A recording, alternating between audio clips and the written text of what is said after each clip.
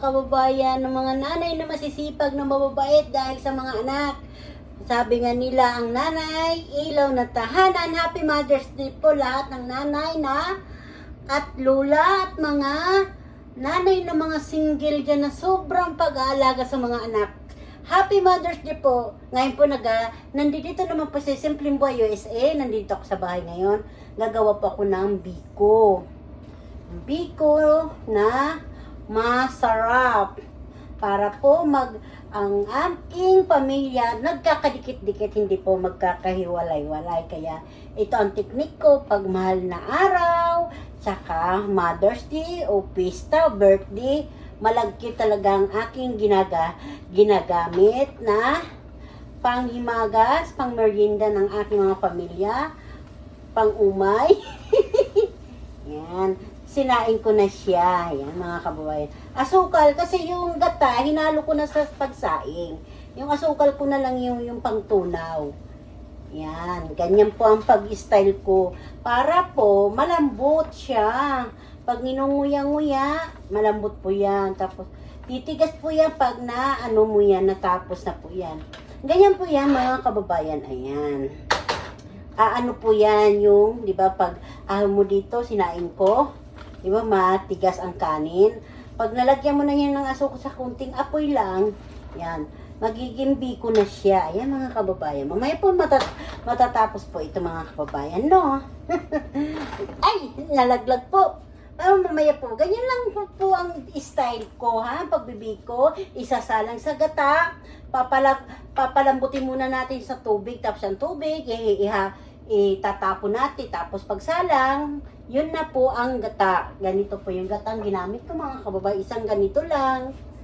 Yan, mga kababayan. Tapos, yun na, pagsahin ko, paglagay ko dito sa kawali, ang linalagay ko naman, mga kababayan. So, yung biko ko, mga kababayan. Ito na po ang biko ko.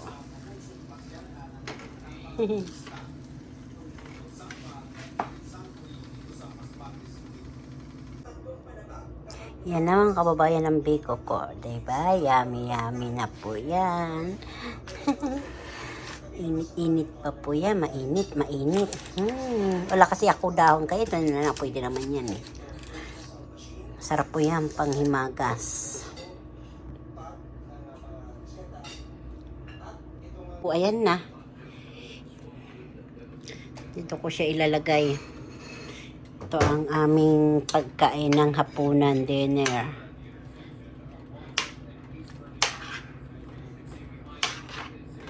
Oh, para nagmantika eh. Pakuluin ko ito, ilalagay ko na siya dito.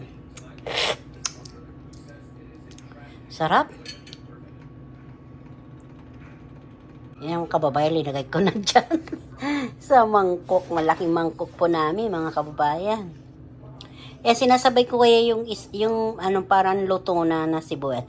Ginigisa ko yan kasi di ba pinipreto ko yung baboy, kaya tapos pag preto may bawang. Sinabay ko yung sibuyas yung iba. Yung gitna po yan. Kaya ganyan na luto. Mga kababayan, nagluto po ako ng pizza, ginisa ng support sa baboy, mga kababayan. Ayan, muusok-usok pa. Yan.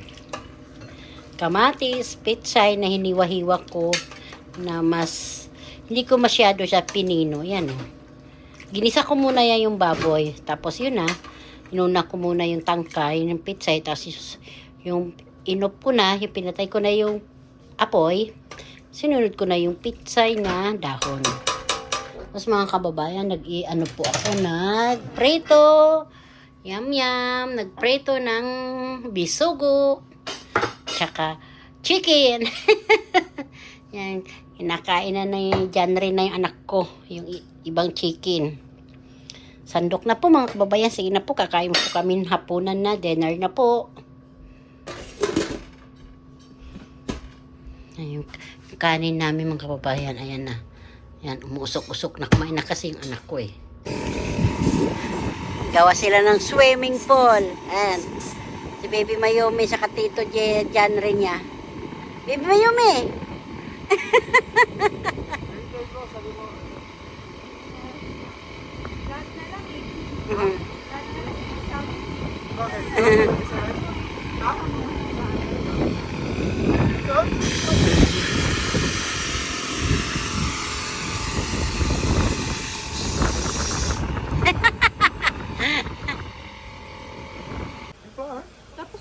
Lagyan mo ng ano.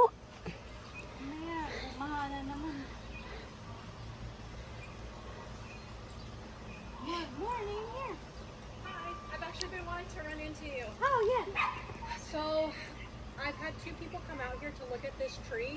One from Rising View from grounds, and then my own guy. This tree is dead.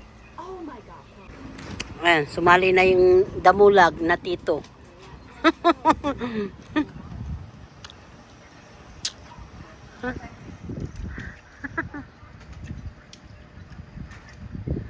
Kasya na ba kayo dyan tatlo?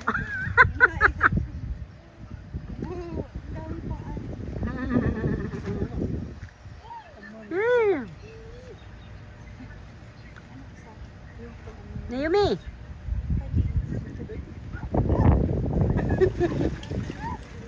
Tingnan nyo naman yung apo ko, naglalaro siya, ayaw niya babuksan yung ano niya. Yung laruan niya, nandoon pinasok niya. Tapos pag hindi niya nabubuksan yung pintuan na yan, umiiyak, ayan.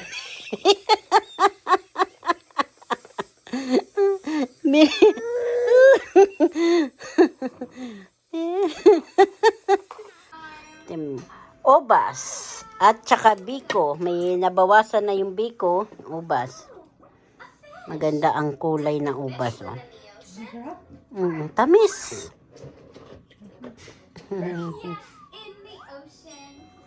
Kain tayo mga kababayan. Prota saka biko.